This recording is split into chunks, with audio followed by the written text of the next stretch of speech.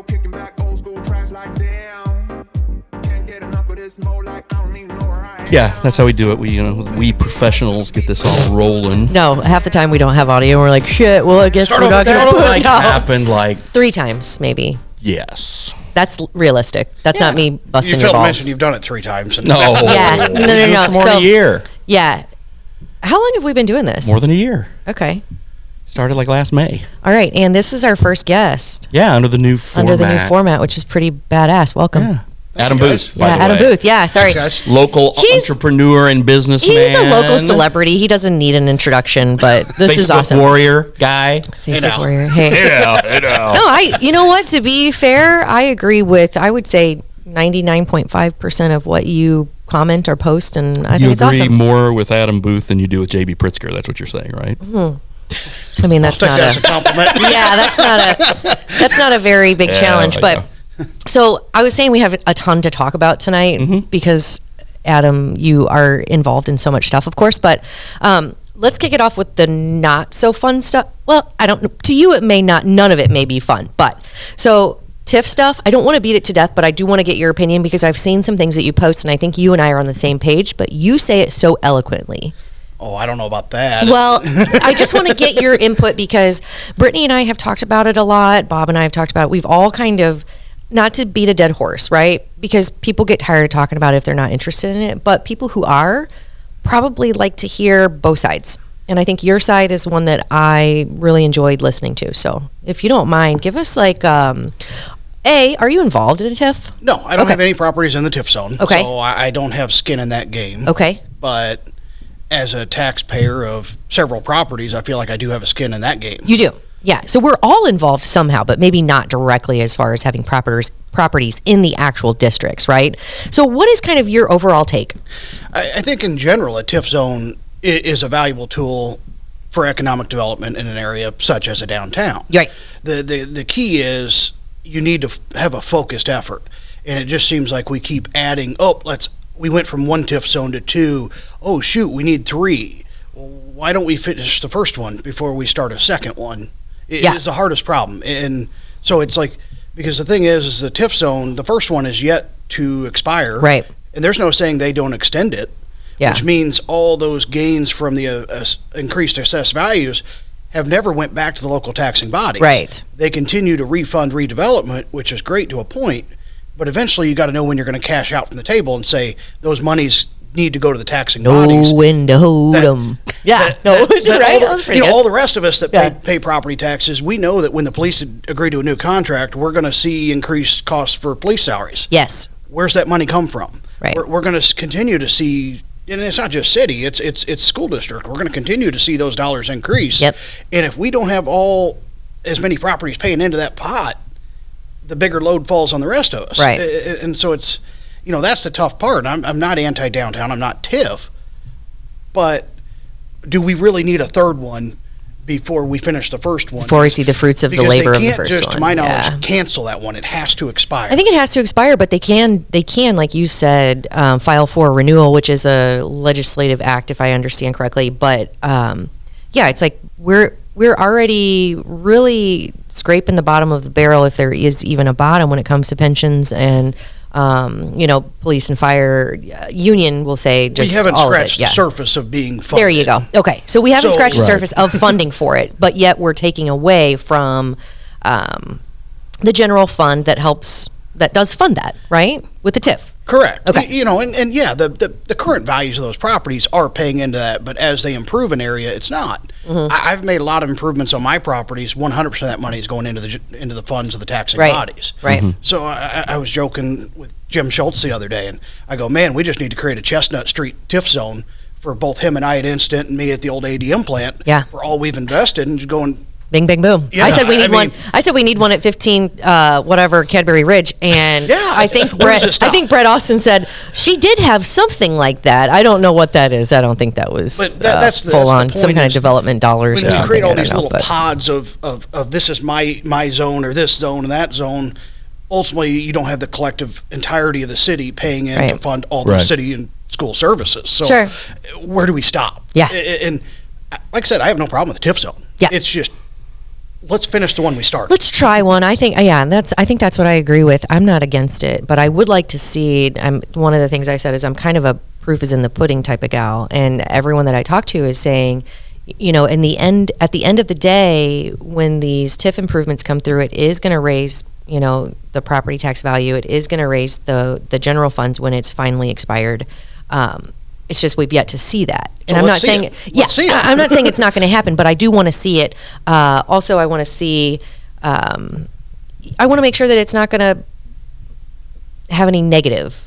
Right, we've never seen the fruition of it, so I just want to make sure that it's not going to be. We haven't finished the first one we started. Yeah, exactly. And it'd be different if we had a definite end date that, hey, it's going to expire in 2 years. Yeah. And there's guarantee we're not going to ask for an extension, and we need to get the process started because it takes so long to start a new one. Yeah. But I would argue we already have a second one. Yeah.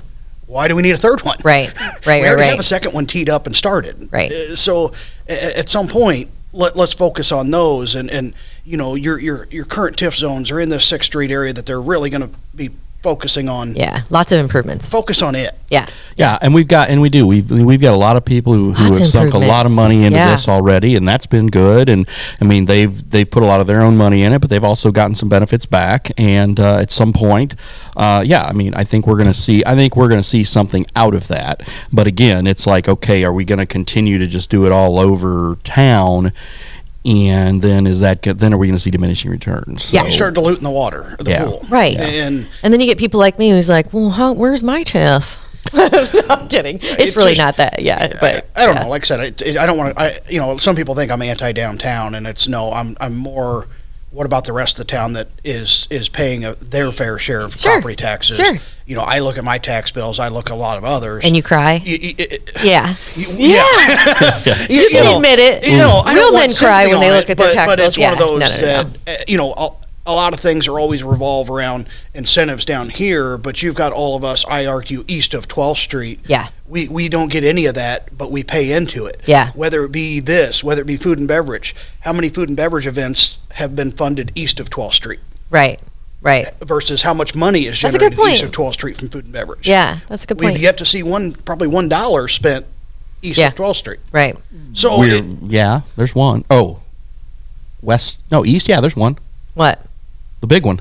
Target? Yeah. Which shouldn't be food and beverage money. I'm just saying, though. That should have came out of the sales tax account. But I'm saying wasn't there like a different tourist thing too? It was just food and beverage. No, but Target got the $1 million out of the food and beverage, but that's just raiding one account. I'm just saying though that is a project. Rob and Paul, and that's actually a project that you should see some benefit from because you own property just across the street I'm on 36. in support of $1 million going to bring Target here. Yeah. My hard argument of that has always been that should have came out of the sales tax fund as they paid into it. Mm-hmm. Right. We shouldn't have financed it. We should go, okay, here's a loan. We will give you half of the city's share of the sales tax cut, and the city keeps half until you get to that $1 million. Yeah, there you go. So the better you do on sales, the quicker you get it back. See? It shouldn't have came out of the food and beverage. Adam Booth for mayor. Bing, bang, boom. All right. Are you trying to get Jessica to call? Or no. Yeah, I know. I don't know. No, he's too busy. He's too busy. So speaking of busy, and we've beat the TIF. I think we understand how we all feel, right? So you're a busy guy. You have everything from gambling parlors, right? Is that what we call them? Gaming parlors. Gaming parlors. Yeah. I don't even like the word parlor. I mean, it's kind of like gaming's kind of become a much smaller percentage of what we do now. But yeah, okay. But you have the liquor booth. I mean, you have so many things going on. You have ADM. What's going on at ADM? That's been kind of a unique project. Okay, is it secret? No. Okay, cool. It's nothing secret. It's I was approached about 2 years ago with the opportunity to purchase it, and kind of. At my first initial reaction, were you like, holy shit, this is like giant? My first initial reaction was, no way. What? Yeah. But I've always learned never say no before you look at something. There you go. So we walked through it, and don't get me wrong, it was a massive undertaking. But I was like, but I could see the potential, and I was like, the guts are here, the bones are good. At the end of the day, we've got 250,000 square feet under roof, and I was like, this is in my strength of my wheelhouse that I can do is. With construction background, I can handle this. And so fast forward, I started clearing it out, renovating, getting rid of equipment, and then and then we started getting some local industry in there, and then it just started off with where it was just industrial leasing.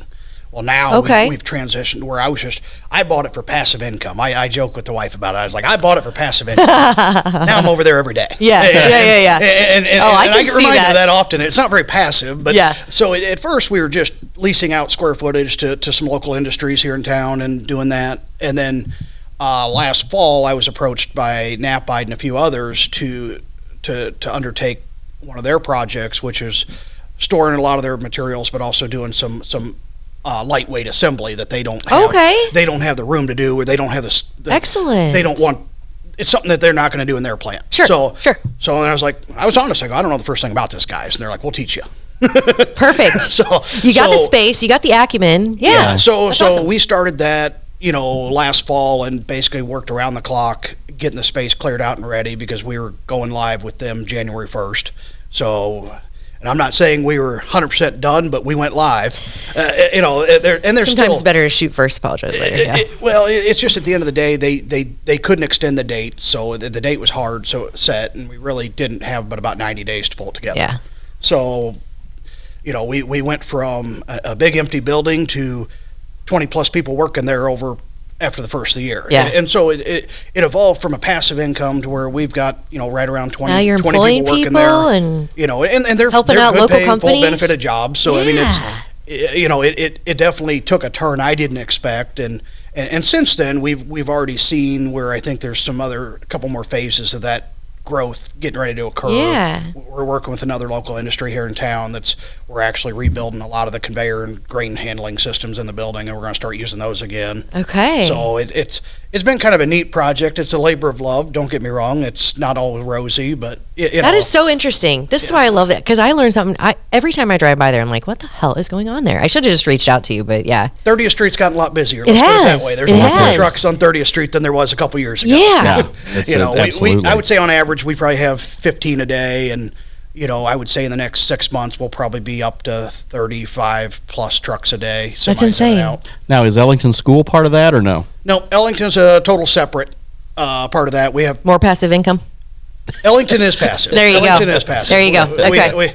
We have Chaddock in there doing a foster care program, and then I didn't know that either. And then Adams County Ambulance is actually putting their EMT training center in there. So genius, because that's right there. Yeah, it was a perfect fit for that's them. awesome. Yeah, we just reached an agreement on that one, so they're going to put that in there pretty quick, and that's kind of the tenants we were waiting for on that property. Yeah. Is I wanted the right tenants. I didn't want to every 3 months have a different tenant. Right. So we've kind of held out for that stable long-term tenant that let's put them in there, and when we get them in there, there's new rooftop air conditioning, there's upgrades going on, and then we should have a tenant there for years to come. Yeah. Versus every 3 months a new one. Very cool. No, absolutely. So speaking of tenants, no, that was a terrible segue. Okay, so I want to talk about the I'm just going to say it, the floor shitter. Oh, that one. Okay, right. We've got an interesting week. You're right. That was not a good segue. No, it was. Well, so before we started, that was not a welcome tenant. Okay, so before we started talking about Ellington, I was going to say, so the traffic has picked up. Not always welcome traffic. That's what was going to be my segue before. But go. We did gain a Chaddock escapee at our ADM property. See? And she left a trail of human feces on the office floor. Was her last name Jan?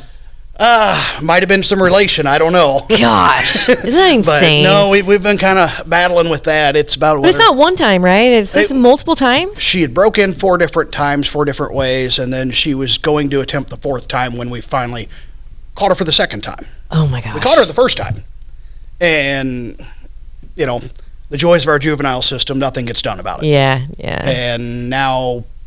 Not just juvenile anymore, right? Because it's or whatever it's called. You just catch and release kind of type thing is what I call them. That could be coming here shortly. Yeah, that's in 90 days or something. Yeah, but this one, I mean, we'll wait and see what happens out of the last episode where it was a little more damage to the property and theft. So, what do you think? What would your? Because I'm really interested in this. I'm interested in people's take on what you think punishment should be, because in my mind, like a 15 or like a younger person, 15, 16, 17, like before you're an adult, what do you think an appropriate punishment would be so that you ensure that they don't necessarily get thrown into a system that's not going to rehabilitate or put them on the path of the right direction? So what would you do? A lesson needs learned, but not to the point where it alters their ability to have a successful life. Right. And so, it's one of those that the biggest thing I have with it is, ultimately, should she have went to juvenile detention for a period of time? Absolutely.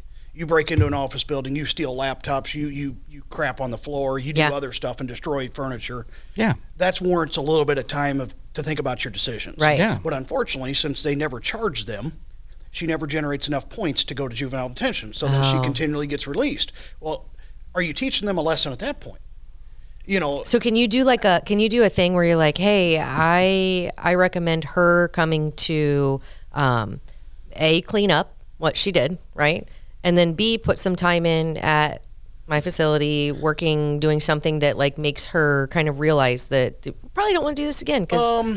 Judging by her character, she's the last one I'd want around my people. Oh, really? Okay. From a liability standpoint. Okay. But at the same token, there should be community service involved. There should be other good deeds involved that I believe could maybe at least feel like as a general public, we give that person to maybe either change their ways or they don't. Right. Maybe send her to like a retirement or like an older folks home and have her like work with them and have them talk to her. Like, honey, you don't want to go down that, like to instill some things that maybe she's missing. They could be going to the park and picking up trash. They could go do things that would help the general public. Yeah. That maybe all of a sudden, like I said, filling potholes.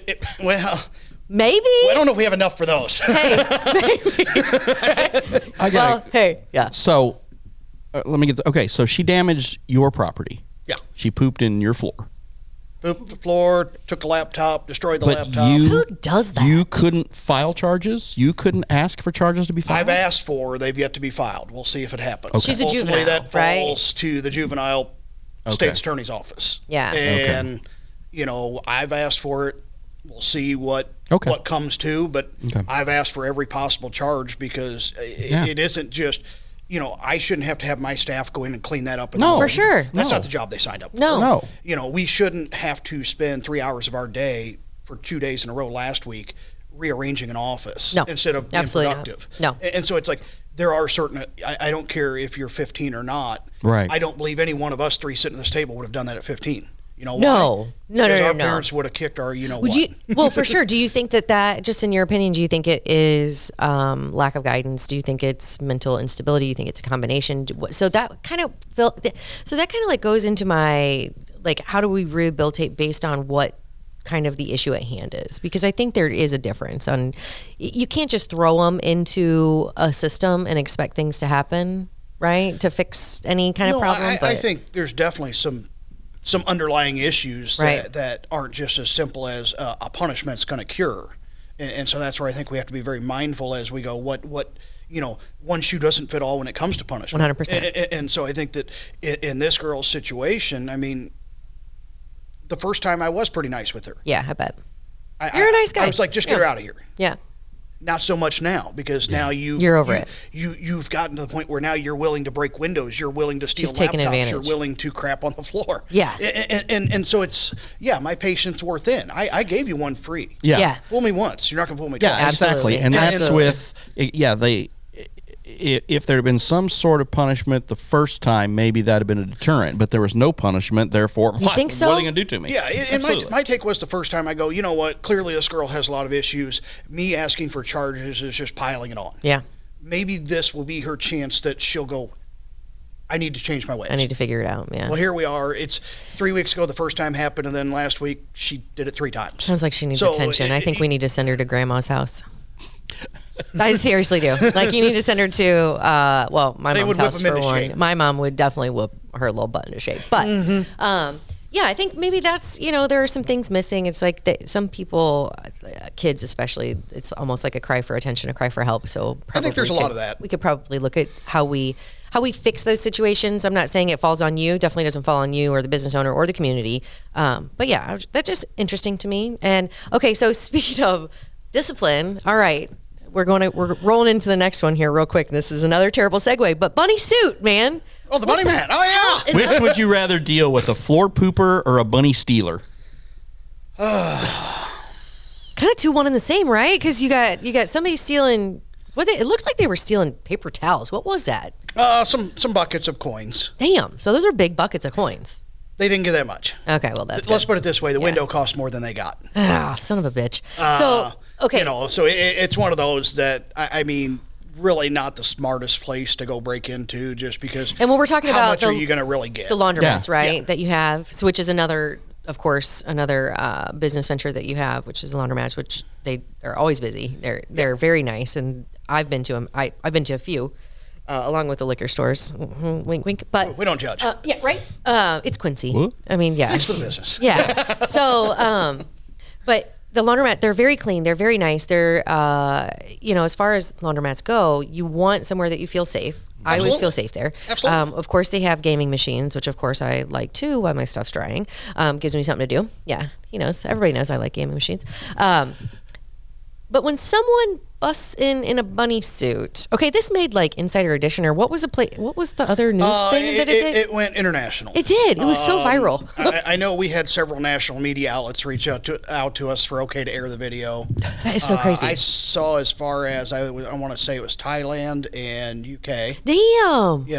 Internationally. I mean, then I had a friend tell me they were sitting in Mexico at a bar and it came on down there on the headline. Oh my gosh. Then obviously nationally, I mean, TMZ is the one that reached out, plus several others. I mean, New York, Chicago. Wow. I chalked it up as a slow news day. I mean, I guess we're not used to seeing the bunny rabbit in July. I don't know. So, if it would have been Easter, nobody would have cared, right? I don't know. So, okay, couple of questions. You think it was an inside job? I've got some suspicions that yes. I wouldn't say inside. I wouldn't know where. I don't want to use the word inside because that somebody would imply who knew somebody who knew somebody, whatever. Let's just say it wasn't the person's first time in there. Right. Okay. So, or cased the joint. somebody knew somebody who knew something who worked there or something. There was right? inside knowledge. Right. So, because I'm thinking, well, what are those paper towels? I wouldn't even know what they got, where they got it, anything. So somebody knew where to go. It's a good thing they didn't get much. No. And it's also a good thing they didn't shit on the floor or in their bunny suit. So sometimes you take the win as it is. Right? Silver lining. Maybe they couldn't get the bunny suit off quick enough to do that. Yeah. And we'll take that as a win. Or, they didn't like shit in it and then throw it in your washer and leave it. So, see, Don't give me silver any lining. ideas. I know. Well, hey, they're probably not listening. They're out robbing other places. But so so QPD came, they took like a statement, and that's kind of where it falls for now? Well, my attendant had called in the morning when the window was broke, obviously. So Okay. I got over there a couple minutes before the police department did. So then I started scanning through the footage just to see when it occurred. Then about that time, the police department came, and then, and then I'm scanning through. Then finally I found it, and I'll admit, I kind of started laughing. Oh my gosh, I would have laughed my ass off. And there was kind of they look over me like, well, what are we looking for? And I'm like, the Easter Bunny. Yeah. No. And they were like, you're shitting me. No, what are we looking Yeah. for? And I go, it's the Easter Bunny. Yeah. Next thing you know, everybody in the building's watching the video. And then everybody in Quincy, and then everybody in Illinois, and then everybody in the U.S. Did they leave behind bunny tracks? We're waiting on some of that to come back from the crime lab. But, or what do you call it? Not logistics. The crime lab's been a little busy. CSI? Yeah, but it's like the whatever. Crime lab. Yeah, Crime whatever. lab, yeah. Along with ballistics. The ballistics, But that's what, The bunny fired some shots. Yeah. Along with the laundromats and as Ashley mentioned, her beloved gaming parlors. Let's talk a little bit about gaming in town. You were one of the first. You and the Freibergs were some of the first people to really get involved and do this on a pretty decent sized scale. Has that plateaued? Oh yeah. It's, everybody always said when is saturation going to kick in, and it's not a fan of the I'll be honest, I'm not a fan of the when they redid the gaming ordinance. Really, it didn't address the influx of the common complaint. You post anything on Facebook about what do we not want. I was going to ask you that question. More gaming machines. Yeah. And so really, when we had the opportunity as a group and we sat down with the city to discuss ways to curtail it, I think some of that fell on deaf ears. And, prior to those conversations, we were at 240 machines in the city of Quincy. Now we're at 400. Yeah. So it clearly didn't curtail it. It escalated it. Yeah. Now, am I innocent of that? No. If those are the rules we're going to play with, I'm going to go with that. Right. But do I think it was for the best? No, because we went from 240 to 400, but the amount played didn't change. No. So you're just dividing by a bigger number. Yeah. So I would say on average, you're seeing about a 30% reduction across the board per location. Okay. Which don't get me wrong. We've had some good months. We've had some so-so. We've had some bad months with COVID. Yeah. Right. We had no machines for 6 months. Yeah. People question it then, but there are still bills to pay. But I think you're going to see that expansion clearly slow at this point. We've seen a couple of them. I think correct me if I'm wrong, but East Side Slots out. Mm-hmm. So they were doing a really kind of a cool, different vibe. They were having like bands, and they were trying to get into more of like a venue thing, and then they just shut it down. Yep, without saying anything. Like they just closed the gates. So I think they were just like, screw it. They've closed one. I closed one out by Maya. It's just oh, you did? Mm-hmm. I didn't know that. Just weren't there. It's one of those overhead's too much, and then it's like, well. To me, it's a risk versus reward. Yeah. That yes, you might make. Let's say you make $1,000 a month. Yeah. Okay, great. What if you commit a liquor or a gaming violation? That's a $10,000 fine. Yeah. Well, how many? Now you're in it for 10 more months just to get back to where you started. Right. Mm-hmm. And to me, when I'm as busy as I am, I don't have time to manage the little things that could create a big violation. Right. And versus where I have gaming now strictly is I have a business with it. Yeah. So I have people there to somewhat kind of keep a pulse on it, and we're in there more frequently. But, your standalone gaming places, it's going to get tougher as we're 2 years away from $15 an hour minimum wage. Mm-hmm. And what people are going to find out is you're not going to get somebody for 15. Next thing you know, pay them 17 to make sure they show up. Yeah. Right. And next thing, now it's just your cost keep climbing.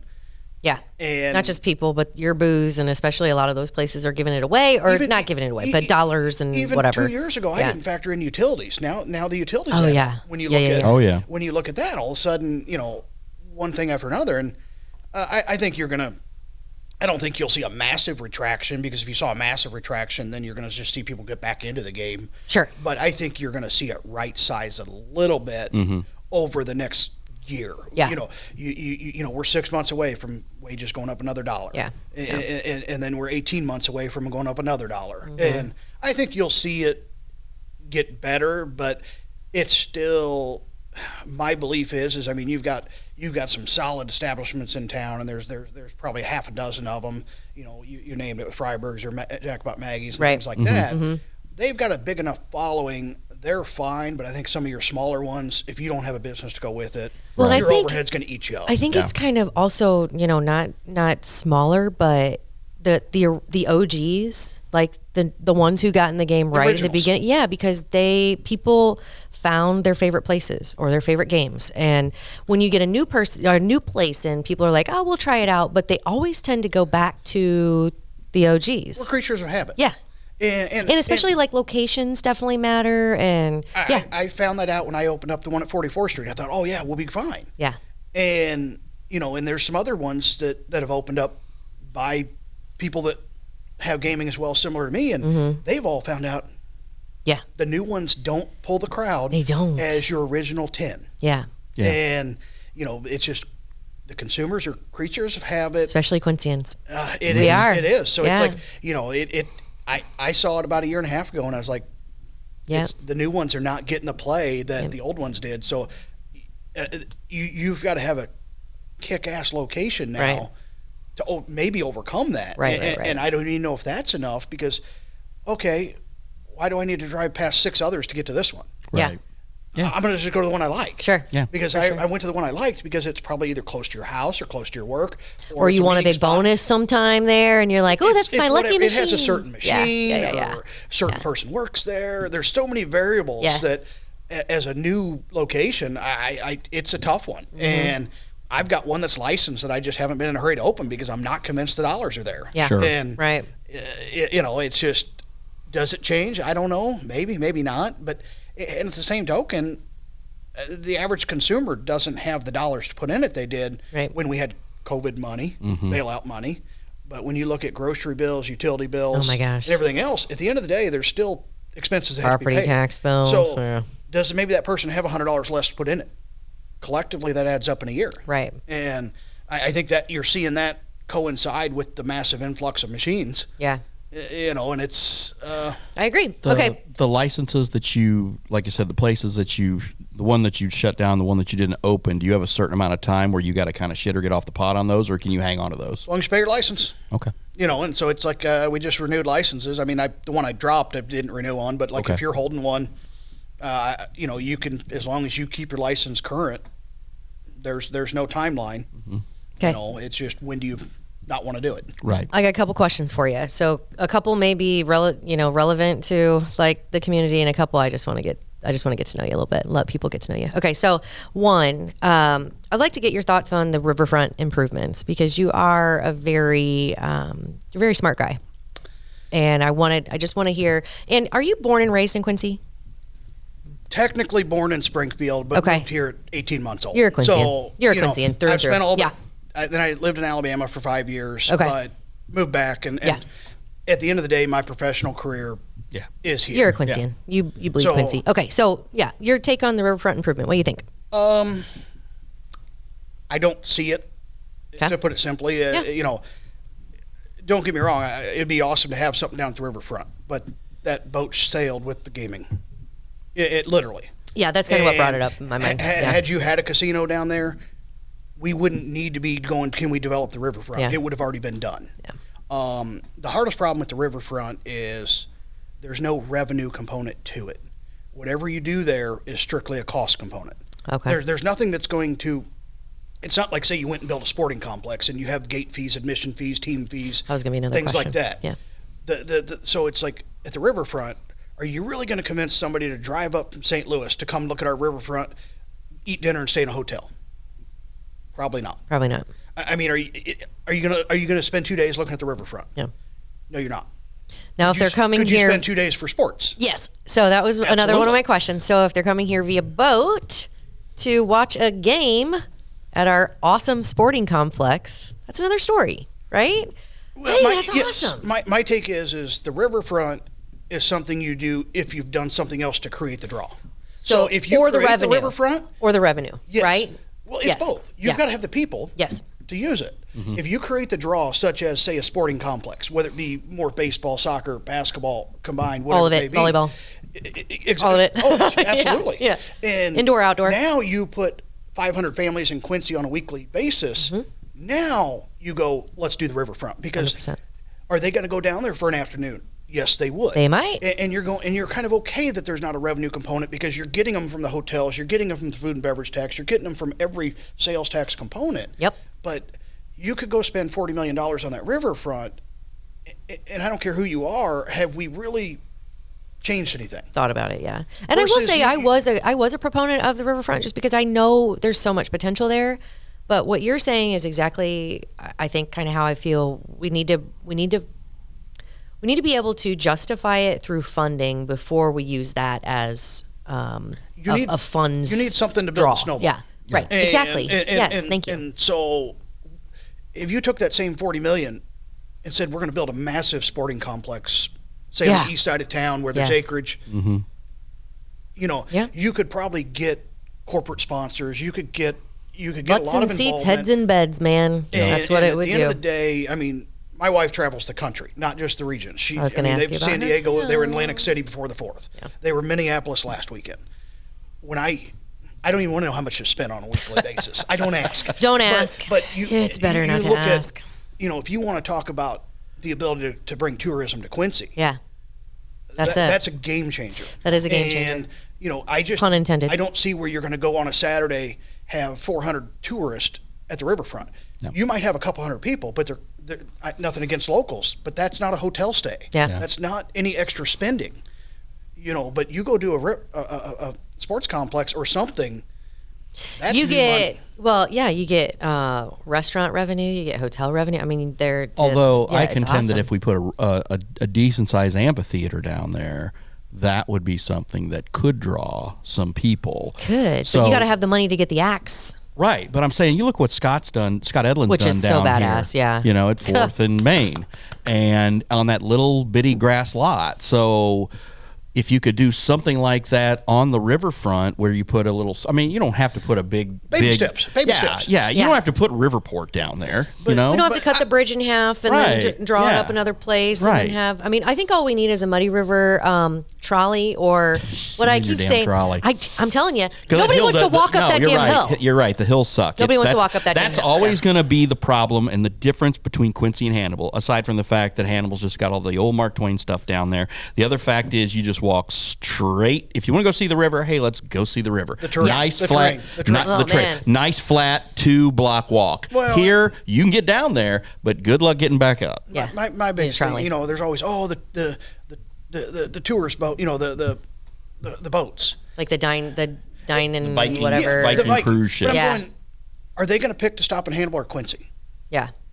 I mean, the first time that boat passes by Hannibal, their customers are going to complain, why didn't we stop at Mark Twain's home? Yeah. Because what are we going to do? No, Quincy has history, but our history is hidden in architecture and things that you can't just go touch. Right. You're not going to go knock on the door of a Main Street house and say, can I go walk through your house? Right. So, well, and not everybody's interested in that because it's not so nationally renowned. No, right? so it's like, you know, it doesn't mean we don't have history here in town. I mean, we have gobs of it. We have the Underground Railroad. We have things like that. But we don't have Mark Twain, and we can't change that. Right. Our history is what it is. Let's embrace what we have. And if we were 40 miles north, I think you could convince a boat to stop. But when they're going to stop in Hannibal, you're not going to convince that boat to debark 4 hours, 5 hours later. Right, yeah. You know, and I just don't see them.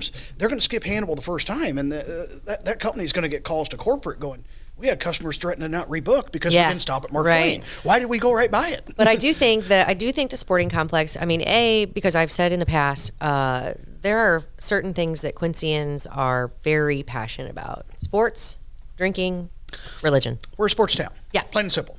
Yeah, right? Hey, I mean, booze, back to our history. I like church. that you put religion third. Hey, Well, just because it's where it falls on mine, but I'm just saying, you know, embrace your history. Right? And So, yeah, there's a bar and a church and hopefully a sporting complex is what we want, right? A ball field. There you go. Yeah. There you go. So, I mean, I do love the idea. So another thing that we've kind of chatted about, which I don't know if you're a hunter, but I know Trevor and you guys. So, I'm not, no. Okay, but outfitters bring, like hunters in the Midwest bring so much money here. So that's maybe something else we could talk about, you know, not necessarily today, but something that we could definitely put on the docket just to kind of say, how can we improve? How can we make these people feel more comfortable? What can we do there? The money those people spend is far more than anybody would ever spend on the Riverfront. Outstanding. And and you talk in the restaurants, man, those people order the biggest. Talk about steaks. We talked about steaks earlier.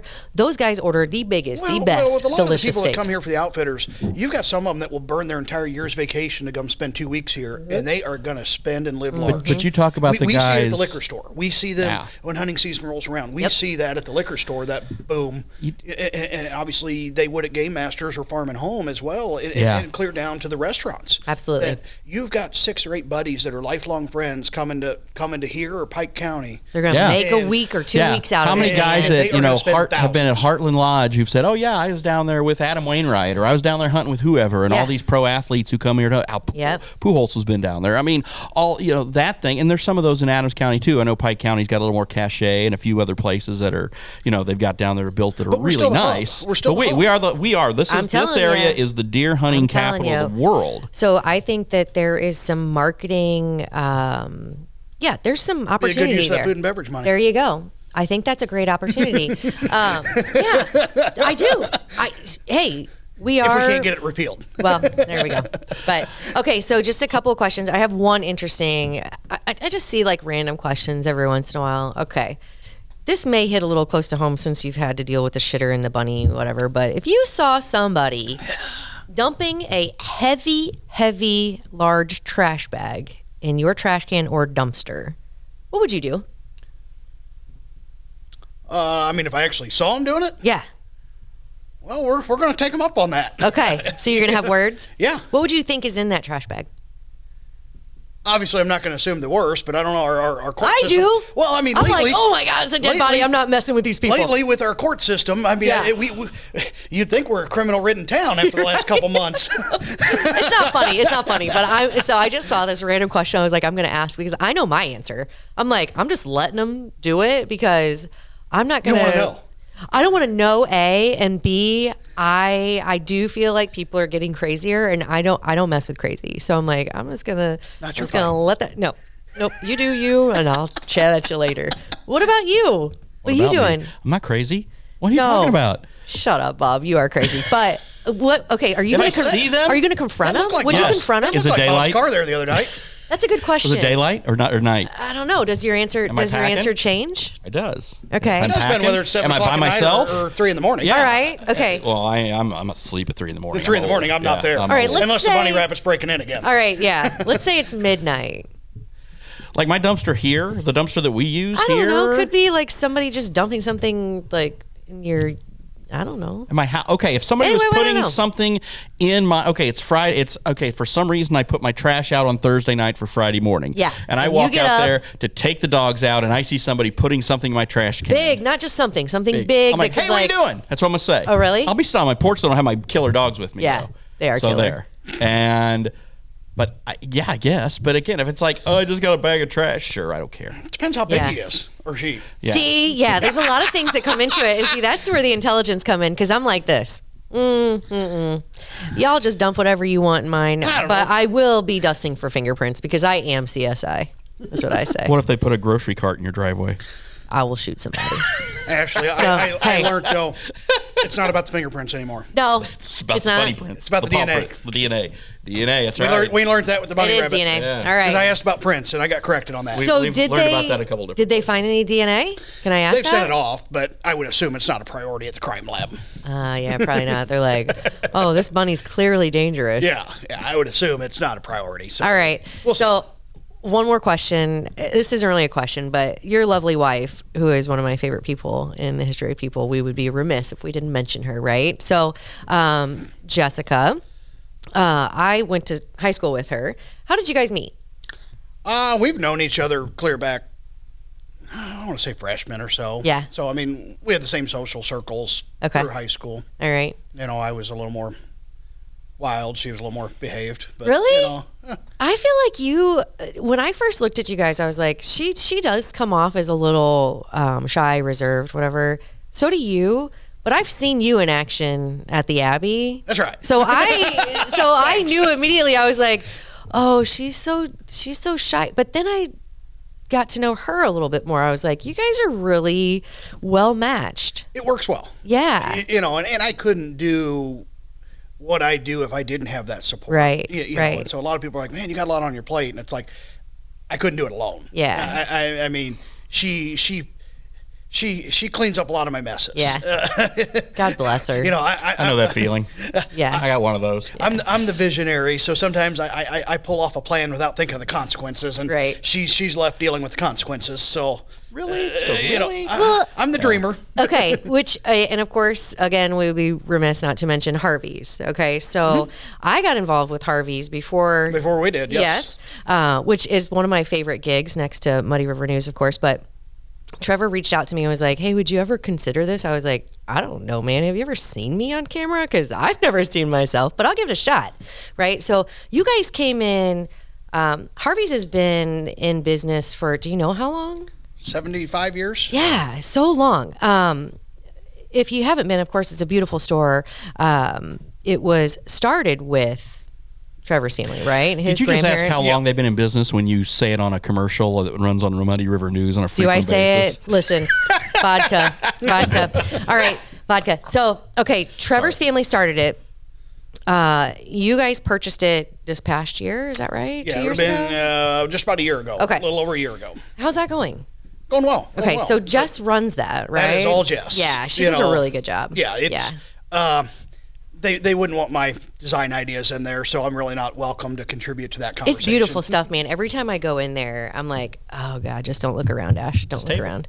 It's beautiful. I love this table. I mean, your stool. I mean, love this table. Yeah, and it lasts forever. This was the first thing when I was purchasing stuff, and I had this vision that I wanted to do this podcasting thing. I said, okay, I need a table and chair, but I also need just a big like bar kind of table just to sit around and have something drinks. cool. Yeah. And I saw this, and I was like, I want that. And this isn't a plug for Harvey's. It's just that I have an affinity towards it. And they're sponsors of ours. Yeah. And, we have the set we use for Muddy River But News. I'm telling you, even if I weren't affiliated with it, walking into that store, and I've been into a lot of furniture stores because it's one of my favorite things to do, even though I don't buy often. I do love looking at furniture. I love design ideas. I love looking at other people's tastes, how things are set up. When you walk into that store, it's like, if you don't find 37 things that you're in love with, it's about like an Amazon basket. Yeah. Oh my God, it is. But that's where I think Trevor really set it up well. He really, it's gorgeous. I want to say rebranded when he took it over. He really gave it that. It was a great store, but he gave it a great shot in the arm. Yeah. And that's where we've tried to embrace from and kind of continue that. And the biggest thing is all throughout COVID, all throughout these supply chain shortages, we've tried to maintain the inventory. If you want it, and we have it. Yeah, we might get it to you as soon as today. Same day, yeah. Which is awesome. And versus a lot of these furniture stores have switched to 6-8 weeks out or 3 weeks out. Yep. And let's be honest, furniture is an impulse buy. Right. You either want it or you don't. Oh God, if I don't get it that day, I'm like, why did I buy that couch? So so we try to stock as much as we can fit in the building. Yeah. And sometimes it gets a little tight, but I just don't think if you don't have it, you're not going to sell it. Right. And so. That's where I think Trevor really embraced that and kind of went with it. Yeah. Obviously, if it's you guys are carrying it on, and you're doing it very well. If it's not broken, don't fix it. Right. You guys are doing it very well. And, of course, Janice is still involved, and you have some sales folks out there who were, initially involved with Trevor and family, which is awesome. So congratulations. I wanted to say that. Also, one last question, just because I want to – and I feel like I've overrun this whole thing, but I just can't shut up. So that's how we roll. Okay. So – can you just run down? To not talk. Can you run down a quick list of everything that you're involved in, or is that too much?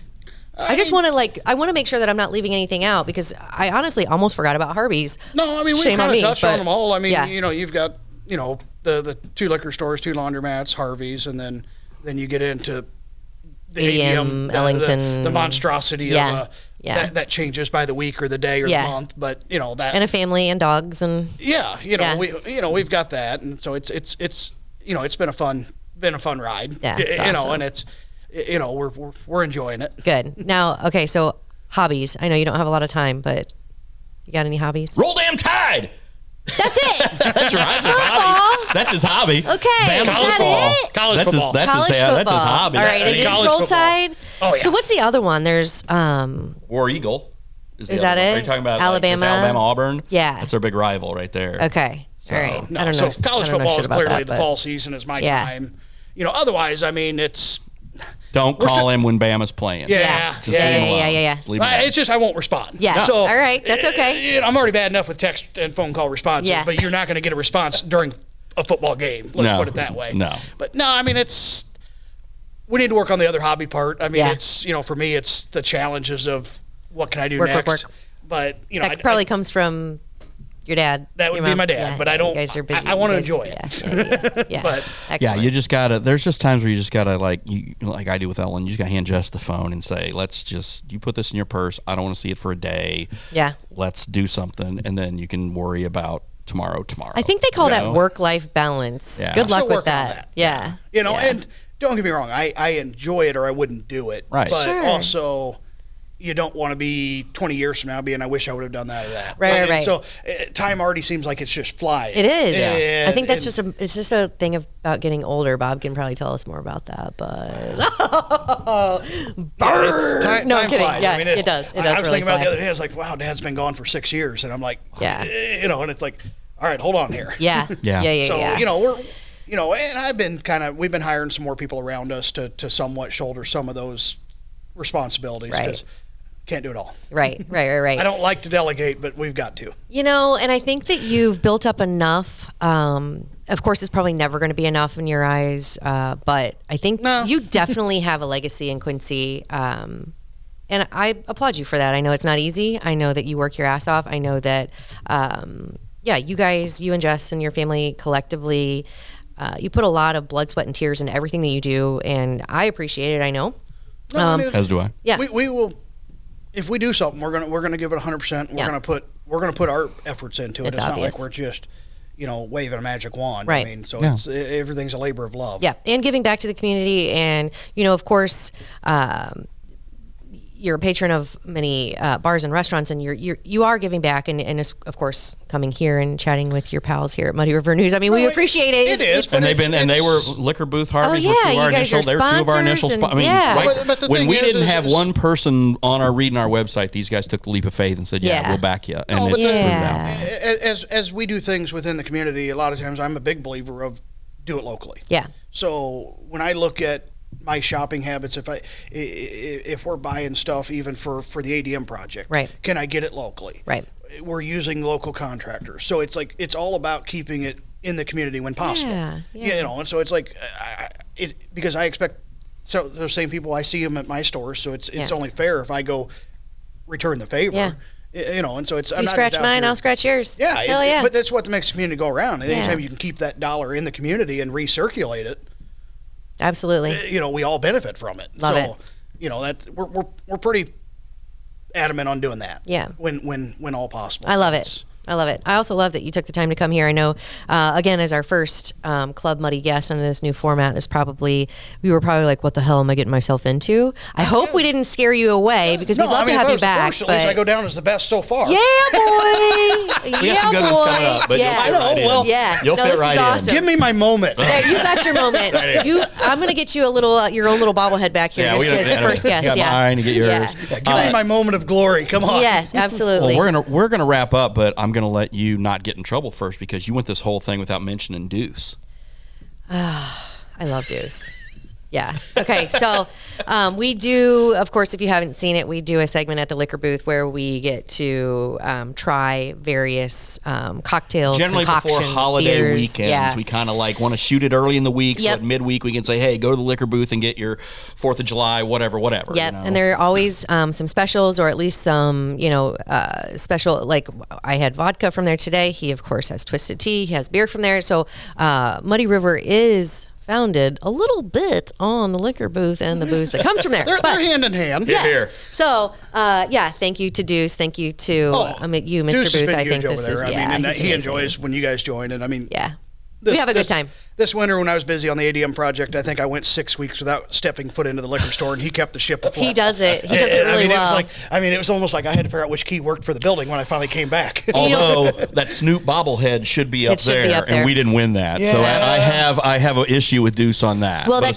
goes to show you that it's not rigged. No, it wasn't rigged. It was legit. If it were rigged, we would have it. Yeah, Snoop would be sitting right there behind Roger Staubach and Mark Twain. All right. So. Well, maybe we can see if we can get another one. But Deuce does do a great job. You do a great job. Thank you for everything that you're doing, and thank you for coming on here. This was really fun. Way to wing it. Way to wing it, guys. It was awesome. That's what we do. Yeah. That's what we're known for. All right. So, I think on that note, right? We'll see it. Well, I won't see you next week. I'm out next week, but I'll see you. She and that other chick will see you next week. Brittany. All right. Later. That's it. Peace. In the front row, kicking back old school tracks like damn. Can't get enough of this mode.